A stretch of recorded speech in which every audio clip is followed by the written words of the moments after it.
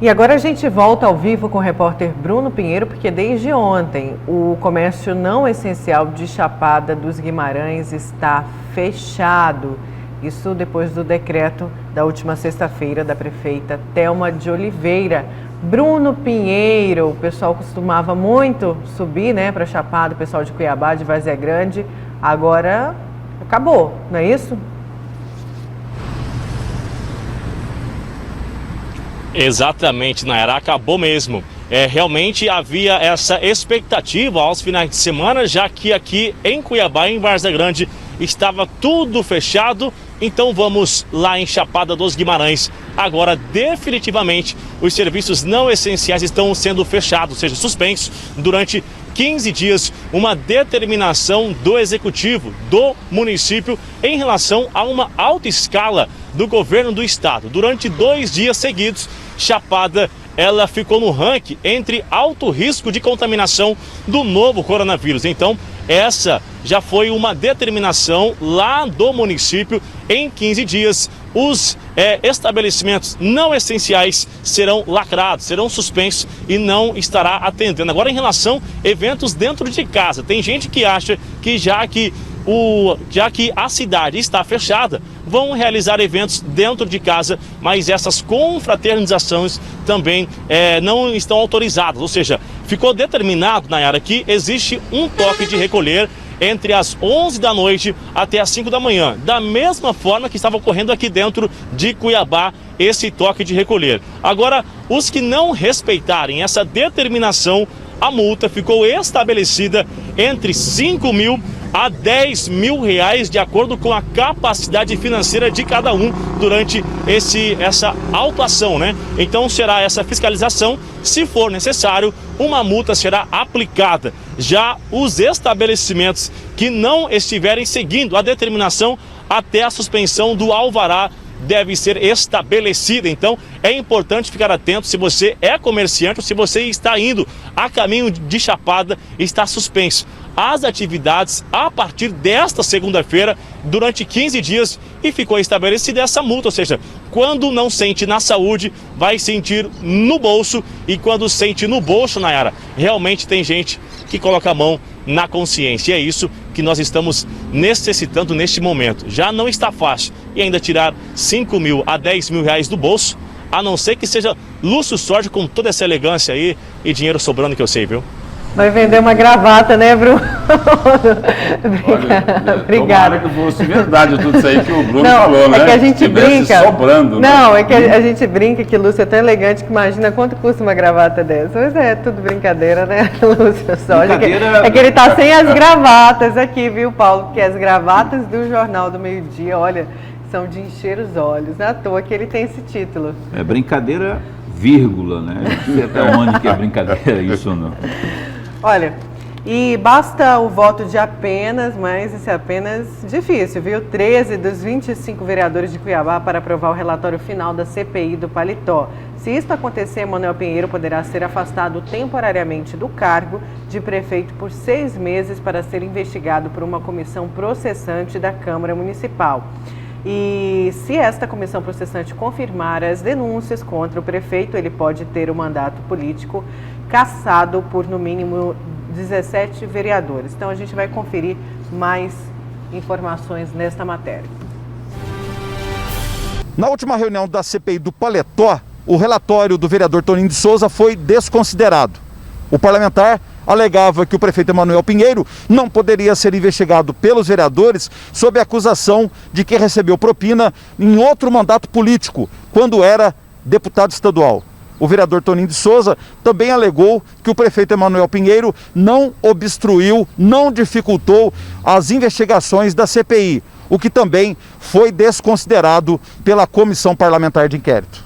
Nós debatemos esse posicionamento porque a Câmara Federal fez uma consulta que quanto a se pode processar e cassar deputados por fatos anteriores ao mandato.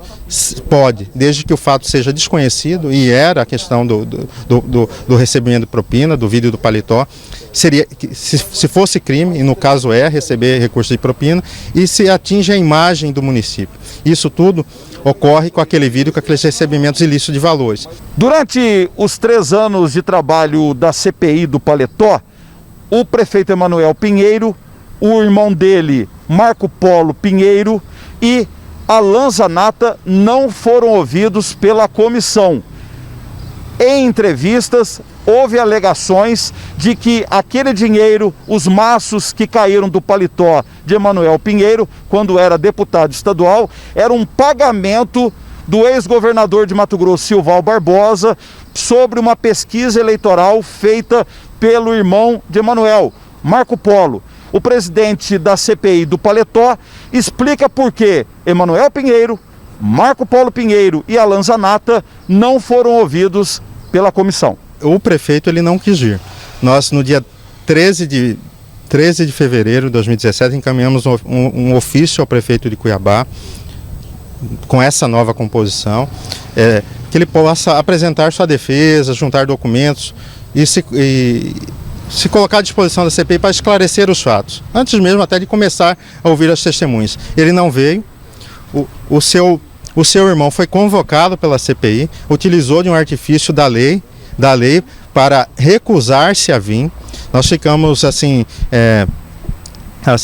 muito em dúvida se o dinheiro era do Marco Polo Pinheiro, do Popó. Por que ele não veio na CPI falar que o dinheiro era dele? Por que o irmão do prefeito, o dono do dinheiro, não veio na Câmara Municipal de Cuiabá esclarecer se o dinheiro era dele? Se até mesmo o irmão dele virou as costas para a tese que o prefeito apresentou e o próprio prefeito não quis vir se defender, quem cala consente, e essa comissão apurou com fatos robustos das testemunhas que esse dinheiro, que esses crimes realmente ocorreram e que merecem ser investigados, e o prefeito afastado do cargo e ser cassado pela Câmara Municipal de Cuiabá. A última reunião da CPI do Paletó considerou, então, o relatório apresentado por outro vereador integrante da CPI, o sargento Joelson. Ele apresentou 4 crimes praticados pelo prefeito Emanuel Pinheiro. Um deles, obstrução de justiça. Aquele pendrive encontrado pela Polícia Federal na casa do prefeito Emanuel Pinheiro, com claro objetivo de, pelo menos, se não obstruir novas provas, mas pelo menos de tentar desfazer as provas que já existiam nos autos, que era o vídeo naquele momento. A CPI do Paletó também considerou um outro crime praticado por Emanuel Pinheiro: organização criminosa. A nova lei penal traz a associação criminosa o antigo formação de quadrilha. Está claro que toda vez que 3 ou mais pessoas agirem em coloio para obter vantagens ilícitas, é uma formação de quadrilha. A CPI do Paletó também levou em conta um outro crime praticado por Emanuel Pinheiro: concussão. Concussão é o pior crime que existe para o servidor público, porque ele usa a sua função para a qual ele já recebe salário e ele usa para obter outros benefícios que não o real, que já é remunerado. Para a CPI do Paletó, Emanuel Pinheiro também teria praticado crime de responsabilidade por quebra de decoro. E esse último crime realmente é o que cabe à Câmara, porque diferentemente dos crimes previstos na lei,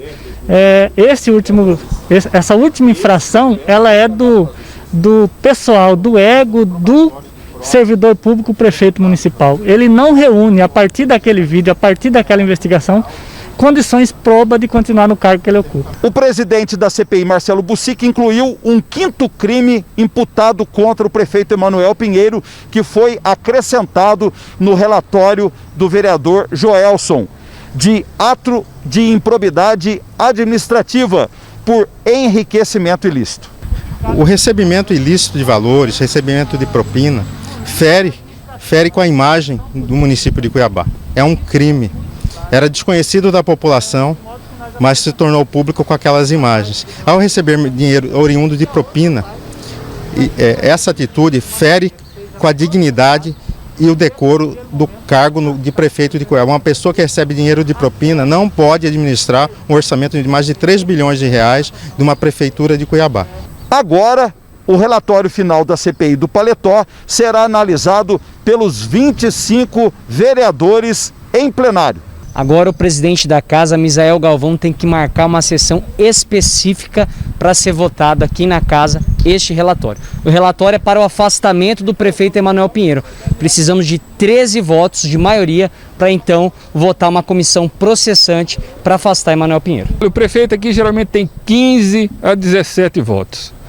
Então eu vejo assim dificilmente essa maioria votar a favor do afastamento do prefeito, apesar da robustez de provas do relatório do vereador Joelson. Portanto, eu já estou requerendo que o presidente da CPI já encaminhe de imediato o relatório do vereador Joelson para os órgãos fiscalizadores tomarem as medidas que requer. Com apoio técnico de Tarcísio Novaes e imagem de Aguinaldo Gomes, Antônio Carlos Silva para a Notícia de Frente. Obrigada, Antônio. Lúcio. E o jornal A Gazeta de ontem, ele publicou aqui uma reportagem exatamente sobre esse assunto aí, né?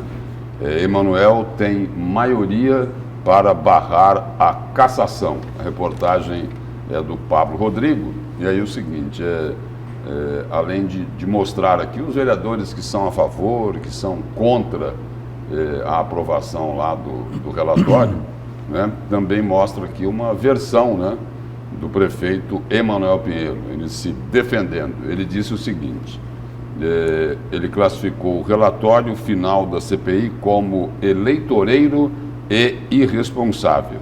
Segundo o prefeito, o pedido de afastamento e de abertura de processo de cassação não teria fundamento, além de conter acusações levianas. Não tem fundamento, essa CPI sempre foi eleitoreira. A população está percebendo agora, no meio de uma pandemia, esses vereadores buscam a desestabilização, disse o prefeito. Só recuperando aqui a declaração dele, de que contém acusações levianas, de que é um relatório eleitoreiro. Mas aí é o seguinte, aí o que se pergunta aqui é o seguinte, por que é que o prefeito não deu as explicações até hoje sobre aquelas cenas deprimentes do dinheiro no paletó? Se a gente fizer um resumo de tudo que o prefeito disse sobre isso, nós vamos chegar numa frase. Um dia a verdade vai aparecer e o seguinte, esse dia ainda não chegou. Essa CPI aqui se arrastou durante aí quase 3 anos, né? O relator dela pediu arquivamento, né? Foi derrotado, né? O vereador Toninho de Souza, né? Um defensor intransigente do prefeito Emanuel Pinheiro. O relatório dele foi derrotado, aprovado o relatório do vereador Joelson, né? E do Marcelo Bussic, e agora vai lá para o plenário, né? Para o quê? Para arquivar a CPI, que depois, se ocorrer isso, vai ser encaminhada aí para a Justiça. Vamos para o seu destaque? Vamos lá. O que a gente já vem acompanhando pela imprensa faz tempo, né? A gente já vem falando aqui, né? Desse desentendimento entre os políticos aí no combate à pandemia, agora é reconhecido lá pelo próprio Tribunal de Justiça, que num julgamento aí na semana passada criticou a omissão e o jogo político no combate à Covid-19. E aí a reportagem aqui cita que toda essa controvérsia aí tem origem lá naquele decreto do governador Mauro Mendes, o 425/2020, que autorizava os municípios a implantar medidas restritivas de circulação de pessoas só após o reconhecimento do risco de contaminação feito pela Secretaria de Estado de Saúde. E aí é o seguinte, aí tem uma manifestação do desembargador Rui Ramos, onde ele diz o seguinte, olha, existe uma absoluta falta de coordenação clara entre os gestores públicos, e é a mais pura verdade.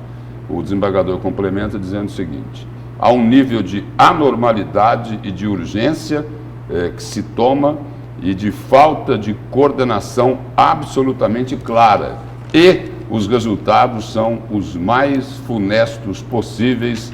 Essa é a grande verdade, disse lá o desembargador Rui Ramos. E aí o presidente lá do Tribunal de Justiça ele também diz o seguinte, que a sociedade espera uma resposta do judiciário justamente em razão, segundo ele, da falta de comando do governo federal. Desde o início da pandemia, o presidente Jair Bolsonaro vem minimizando as consequências da Covid-19. Quem diz isso é o presidente do Tribunal de Justiça, e isso não se aplica apenas ao governo federal. Tem uma confusão danada aqui em Mato Grosso, no combate à pandemia, exatamente por conta dessa contaminação política, né? Então, aí o desembargador Marcos Machado lembrou dos casos de Cuiabá e Várzea Grande, que sofreram medidas restritivas em junho por decisão de um juiz da primeira instância do Poder Judiciário Estadual. Isso tudo porque, especialmente os prefeitos, não aceitam a autoridade do Estado. E aqui é o seguinte, o Poder Judiciário, ele está cumprindo a missão dele, não é? Porque a sociedade não pode ficar a reboque, né, dos gestores, dos prefeitos e secretários do governo. Esses entes não se entendem e a população é a grande prejudicada. E quando esses gestores não cumprem, né, não fazem a lição de casa, resta ao Poder Judiciário intervir, como é o caso aqui da quarentena obrigatória em Cuiabá e Várzea Grande, decretada pela Justiça de primeiro grau, né, pelo juiz lá de primeira instância da Vara Especializada da Saúde Pública, José Luiz Lindotti, e confirmada pelo próprio desembargador Rui Ramos. Então, isso é o que está reconhecendo o Poder Judiciário, de que a omissão e o jogo político estão atrapalhando e muito o combate à pandemia aqui em Mato Grosso. Certo, vamos para um breve intervalo. Na volta a gente continua com a notícia de frente.